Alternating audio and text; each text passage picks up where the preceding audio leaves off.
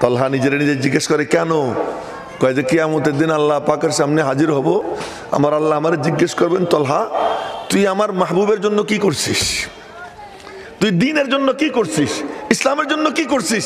এই হাত রেখে দিলাম, আল্লাহরে দেখাইয়ে বলবো, আল্লাহ দেখো আমি তোমার দ্বীনের জন্য, তোমার মাহবুবের হেফাজতের জন্য আমি আমার হাতকে প্যারালাইসিস বানিয়ে নিয়ে আসছি।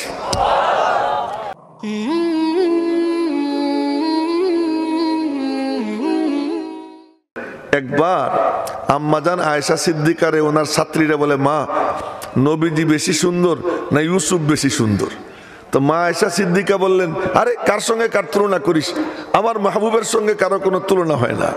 তো ছাত্রীরা বলে, মা ইউসুফ আলাইহিস সালামের চেহারা দেখে জুলাইখার শোকের হাত কাটছে, নবীজির চেহারা দেখে তো কেউ হাত কাটে নাই।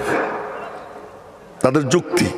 মা বললেন, হাত তো কাটছে, ইমান আনছেনি, এ কথা কিন্তু বোঝার চেষ্টা করবেন, চেষ্টা না করলে বুঝবেন না। মা বলতেছেন হাত তো কাটছে জুলাইখার সখীরা, ইমান আনছেনি? না, ইমান তো আনে নেই, শুধু হাত কাটছে। আর আমার মাহবুবের চেহারা দেখা প্রথমে ইমান আনছে, তারপরে হাত না কলিজা পর্যন্ত কাটাই দিছে, গলা কাটাই দিছে। আর গলা তো কাটাইছেই, গলা তো কাটাইছেই। কেমন কাটাইছে? আবু বকর সিদ্দিক রাদিয়াল্লাহু তাআলা আনহু সুবহানাল্লাহ নবীদের সঙ্গে হিজরত করতেছেন। হিজরতের সময় একবার সামনে যান, একবার ডাইনে যান, একবার বায়ে যান, একবার পিছনে যান। নবীজি বলতেছেন, আবু বকর পাগলামি করো কেন?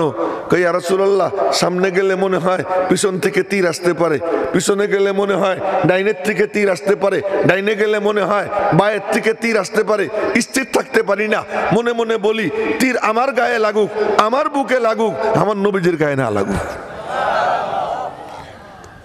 তো হযরত আয়েশা সিদ্দিকা বলেন, আরে ওখানে তো শুধু হাত কাটছে, ঈমান আনে নাই। আর নবীজির উপরে প্রথমে ঈমান আনছে, এরপরে সাহাবীরা নিজেদের গলা কাটাইয়ে দিছে। উহুদের যুদ্ধের সময় পাথর মারছে নবীজির মাথায়, পাথরে লোহার টুপি ছিল মাথায়, লোহার টুপি ভাঙছে, লোহার টুপির রিং কপালের সাইড দিয়ে ঢুকছে, দাঁত মুবারক ভেঙে গেছে। নবীজি বেহুশ হয়ে গর্তের মধ্যে পড়ে গেছেন। হুশ আসছে, হুশ আসার পরে নবীজিকে গর্তের থেকে উঠানো হয়েছে। উঠানোর পরে এবার এই রিং খুলবে, কি দিয়ে খোলা যায়? কোনো হাসপাতাল ছিল না, কোনো ডাক্তার ছিল না। হযরত সিনান ইবনে আনাস রাদিয়াল্লাহু তাআলা আনহু বললেন, তোমরা চিন্তা করো না, ওই রিং খোলার সাড়াশি আমার কাছে আছে। বলে, কোথায় সাড়াশি? গিয়া নবীজিকে জড়াইয়া ধইরা দাঁত দিয়ে কামড় মারছেন, টান মারছেন। টান মারার পরে দাঁত একটা ভেঙে গেছে, মুখ দিয়ে অঝোর ধারায় রক্ত ঝরতে শুরু হয়েছে। অন্য সাহাবীরা বলে, ভাইয়া তোমার মুখ দিয়ে তো রক্ত, আমাদের কাউকে করতে দাও। সাবধান, আমার মুখে যতক্ষণ পর্যন্ত একটা দাঁতও বাকি আছে, এই কাজ আমি আর কাউকে করতে দেব না। আর এক কামড় দিছেন, দাঁত আর একটা ভাঙছে, তৃতীয় কামড় দিয়া এটা বের করছেন। এরপরে কি হইল? রক্ত ঝরতেছে। এখন রক্ত কি দিয়ে মুছবে? হযরত আবু উবাইদা ইবনুল জাররাহ রাদিয়াল্লাহু তাআলা আনহু, আশারায়ে মুবাশশারার সদস্য, উনি বললেন, আমার নবীজির রক্ত কোনো রুমাল দিয়ে মুছবো না, কোনো কাপড় দিয়ে মুছবো না। বলে, কি দিয়ে মুছবা? আমার ঠোঁট দিয়ে মুছবো। সুবহানাল্লাহ। গিয়ে জড়াই ধরছেন, জড়াই ধরে দুই ঠোঁট লাগাইয়া চুকচুক করে রক্ত চুষতেছেন। এখানে আবার মাসলা জিজ্ঞেস করেন না, রক্ত খাওয়া জায়েজ কি জায়েজ না। প্রেম যখন আইসা যায়, মোহাব্বত যখন আইসা যায়, সংবিধান রহিত হয়ে যায়। এখানে কোনো সংবিধান ইয়া চুকচুক করে চুষতেছেন। যতক্ষণ রক্ত ঝরছে ততক্ষণ রক্ত চুষছেন। রক্ত ঝরা বন্ধ হয়েছে, ঠোঁট সরাইছেন। নবীজি বললেন, তোমাদের যদি জান্নাতি মানুষ দেখতে মনে চায়, আমার আবু উবাইদার দিকে তাকাও। এবার কাফেররা দেখলো তাদের আসল মাকসাদ হাসিল হয় নাই, চতুর্দিক থেকে তীর মারা শুরু করছে। সাহাবীদের হাতে তলোয়ার নাই, তীর নাই, ঢাল নাই, কিছুই নাই। সাহাবীরা বললেন, ইয়া রাসূলুল্লাহ, আপনি টেনশন করেন না, আমাদের কাছে অস্ত্র নাই, ঢাল নাই, কিন্তু আমরা আসি না। কি করবা তোমরা? আপনি মাঝখানে দাঁড়ান। নবীজিকে মাঝখানে দাঁড় করাইয়া চতুর্দিকে সাহাবীরা দাঁড়াইয়া নিজেদের বুক পাইতে দিয়ে বলতেছে, আমাদের সিনাকে আপনার জন্য ঢাল বানাইয়া দিলাম। সুবহানাল্লাহ। इस्लाम के गमखार है दिलदार सहाबा, इस्लाम के गमखार है दिलदार सहाबा, कौनैन में उम्मत के है सरदार सहाबा। সাহাবা একরাম বুকের তাজা রক্ত নবীজির জন্য ঢেলে দিতেন। মেরে মোহতারম ভাইও, নবীজিকে মাঝখানে দাঁড় করায়, চতুর্দিক থেকে তীর আসে, কারো বুকে লাগে, ঢইলে পড়ে যায়, আর একজন গিয়ে সেখানে দাঁড়ায়, কিন্তু তীর নবীজি পর্যন্ত পৌঁছতে দেয় না। এবার কাফেররা লক্ষ্য করলো চতুর্দিক থেকে তীর মেরে লাভ নাই, উপর থেকে তীর মারবে। এবার উপর থেকে তীর মারা শুরু করছে। হযরত তালহা রাদিয়াল্লাহু তাআলা আনহু ঠাস করে ডান হাতখান উপরের দিকে উঠিয়ে দিয়েছেন। উনি জানেন, ওনার আল্লাহ জানেন ওই হাতের মধ্যে কি ছিল। তীর একটাও মাটিতে পড়তে পারে না। সহিহ বুখারী শরীফের হাদিস শুনে দিছি। কানাত ইয়াদু তালহাতা সাল্লাহ, বুখারী শরীফের হাদিস। হযরত তালহা রাদিয়াল্লাহু আনহুর হাত প্যারালাইজ হয়ে গিয়েছিল। লাভ দিয়ে হাত, ডান হাত উপরে উঠে যায়। তলহা জানে, তলহার মাওলা জানে ওই হাতের মধ্যে কি ছিল। তীর একটাও জমিনে পড়তে পারে না, সব গিয়ে তলহার হাতে লাগে। লাগতে লাগতে হাতটা ঝাঁঝরা হয়ে গেছে, প্যারালাইজড হয়ে গেছে। যুদ্ধ যখন শেষ হয়, নবীজি বললেন তলহা তু খাইরু উহুদ, তলহা উহুদের বীর শ্রেষ্ঠ উপাধি দিলেন।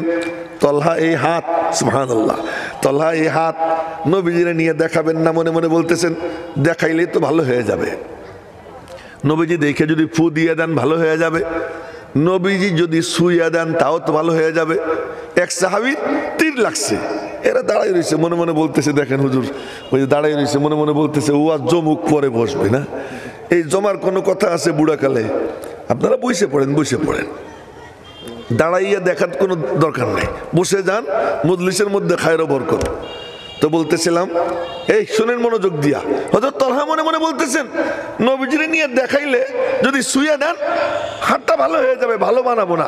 হায় হায়, মানুষ তার আহত অঙ্গ তাড়াতাড়ি সুস্থ করতে ব্যস্ত হয়, উনি মনে মনে বলতেছেন ভালো বানাবো না। কেন? ওনার অভিজ্ঞতা আছে, এক সাহাবীর তীর লাইগা চোখ উঠে গেছে, তো চোখটা হাতে নিয়া, হায় হায়, আমাদের কিছু হইলে হাসপাতালে যাই, সাহাবীদের যাওয়ার কোনো জায়গা ছিল না, মনে মনে বলেন আর যাবো কোথায়, নবীজির কাছে যাই। ওই চোখটা হাতে নিয়ে নবীজির কাছে গেছে, গিয়ে বলতেছে ইয়া রাসূলুল্লাহ, এই যে তীর লেগে চোখ উঠে গেছে, কি করবো? চোখটা আপনার হাতে নেন। নবীজি চোখ হাতে নিছেন, কি করবো? এখানে লাগাই দেন। সুবহানাল্লাহ, আগামীকাল নাস্তা খেয়ে বললেন আপনারা না, এখানে লাগাই দেন। নবীজি বলতেছেন আরে বাবা সবর কর, জান্নাত পাবি। দেখেন, আরে বাবা সবর কর, জান্নাত পাবি। ওই সাহাবী বলে কি, আমার আল্লাহর কি আমারে জান্নাত দেওয়ার জন্য আমারে কানা বানানোর দরকার আসেনি, যে আমারে কানা বানাইয়া পরে জান্নাত দিতে হবে? হায় হায়, আমি আমার আল্লাহর কাছে চোখও চাই, জান্নাতও চাই। আপনি লাগাই দেন। আমি আমার আল্লাহর কাছে চোখও চাই, জান্নাতও চাই। হায় হায়, ও বলতেছি ইয়া রাসূলুল্লাহ, আমি নতুন বিয়ে করছি, বিবির কাছে যাব, একটা চোখ নিয়া নিজের কাছে খারাপ লাগবে, আমি আমার বিবির কাছে সৌর্য বীর্য নিয়ে যাবার চাই। বিবির কাছে দুর্বল হইতে কে চায়? সবাই চায় বিবির কাছে আমি কি থাকবো, সবল থাকবো না। হায় হায়, এক পীর সাহেব ছিল, এক হাসির গল্প মনে পড়ে গেল। এক পীর সাহেব ছিল, ওই পীর সাহেব যতই বড় বুজুর্গ হোক, বোর কাছে আসতে কয় তুমি কি গুড়ার ডিমের বুজুর্গ হইছো? বউ কোনো পাত্তা দেয় না। তো হুজুর মনে মনে কয় কি যে বোর কাছে একটু ক্রেডিট নেওয়া লাগবে, তা কি করা যায়? একদিন করছেন কি, বিবি উঠানে পাক শাক করতেছে, উঠান বোঝেন তো আপনারা, বাহিরের চুলা, উঠানে পাক শাক করতেছে, তো উপর দিয়ে উড়ে গেছেন। আল্লাহ ওনার এই কারামত দিছে, উপর দিয়ে উড়ে গেছে। এখন ওই দিন রাত্রে বাসায় আসছে, বাসায় আসার পরে বউ বলতেছে তুমি কি সাতার পীর? পীর আজকে দেখছি। কোথায় দেখছো? এই উঠানে পাক শাক করতেছিলাম, তখন দেখলাম উপর দিয়ে উড়ে গেল, এ না হলো আসল পীর। যে ওই ও কে ছিল জানোনি? বলে কে? তো আমিই ছিলাম। এই জন্যই তো একটু বেঁকা বেঁকা দেখলাম। তো বউ কোনো সময় স্বামীরা কি করতে চায় না, মানে এই পাত্তা দিতে চায় না, একটু ডাবাই রাখতে চায়। যাই হোক, সাহাবী সেও তো পুরুষ, স্ত্রীর কাছে একটু কি মানে ই করতে চায় যে আমারে যাতে সে মূল্যায়ন করে। কি ইয়া রাসূলুল্লাহ, এক চোখ কানা থাকলে আমারে কি কবে না কবে, আপনি দেন তো চোখটা লাগাইয়া। সুবহানাল্লাহ, নবীজি ওই চোখ যখন ওখানে লাগাই দিছেন, নবীজি কি সার্জন, মেডিকেল অফিসার, তো উনি কি করতে পারেন? চোখটা শুধু লাগাইছেন, লাগানোর সাথে সাথে ওখানে দেওয়ার সাথে সাথে চোখ সেটিংস হইয়া আগে যা ছিল তার থেকে আরো সুন্দর হয়ে গেছে। এটা কি নবীজি করছেন না আল্লাহ করছেন? কে করছেন? হ্যাঁ, তবে নবীজির হাতটারে আল্লাহ কি করছেন? ব্যবহার করছেন। সুবহানাল্লাহ, সুবহানাল্লাহ। না, তলহা মনে মনে বলে, আমি যদি গিয়ে দেখাই ইয়া রাসূলুল্লাহ, দেখেন ঝাঁঝরা হয়ে গেছে, আর নবীজি যদি শুয়ে দেন তাহলে যদি হাতটা ভালো হয়ে যায়, ভালো তো বানাবো না। আর এক সাহাবি, উনি নবীজির দুশ্মনকে মারতে গিয়ে আছাড় খেয়ে পড়ে গিয়ে এখান থেকে হাড় ভেঙে গেছে, এখান থেকে হাড় ভেঙে গেছে। এটা বুখারী শরীফের হাদিস, বাবু কতলি আবি রাফে এক অধ্যায় আছে। তো ওই সাহাবি উনি করছেন কি, মাথার পাগড়ি খুইলা ওই পাগড়ি দিয়া, এই কাহিনী অনেক লম্বা, হাদিস অনেক লম্বা, লম্বা হাদিস শুনাইতেছি না, তো এই পাগড়ি দিয়া পা বাইন দিয়া খোড়াইয়া খোড়াইয়া গেছেন। কি কুদরতের খেলা! অন্য সাথীদেরকে বলছেন তোরা আগে যা, আমি পরে আসি। এই সাথীরা সব সুস্থ, আর উনি হলো ভাঙ্গা পা, পাগড়ি দিয়ে পা বাঁধছেন। উনি নবীজির দরবারে পৌঁছে গিয়ে দেখেন ওরা কেউ পৌঁছতে পারে নাই, উনি নিজে সবার আগে পৌঁছে গেছেন, আল্লাহ পাক ওনারে পৌঁছে দিয়েছেন। গিয়ে সব কাহিনী শুনেছেন। নবীজি বললেন তোমার কোন ঠ্যাং ভাঙছে, লম্বা করো। তো উনি পা লম্বা করছেন। নবীজি রহমাতুল্লিল আলামিন রহমতের হাত দিয়ে পাটা ডইলা দিয়েছেন, সঙ্গে সঙ্গে ভাঙ্গা হাড় জোড়া লেগে গেছে। তলহা মনে মনে বলে যে আমি যদি এই হাত নবীজিরে নিয়ে দেখাই, তো নবীজি যদি শুয়ে দেন, ফু দিয়ে দেন, আমার হাত ভালো হয়ে যাবে, আমি এটা ভালো বানাবো না। কেন? তলহা নিজের নিজে জিজ্ঞেস করে কেন?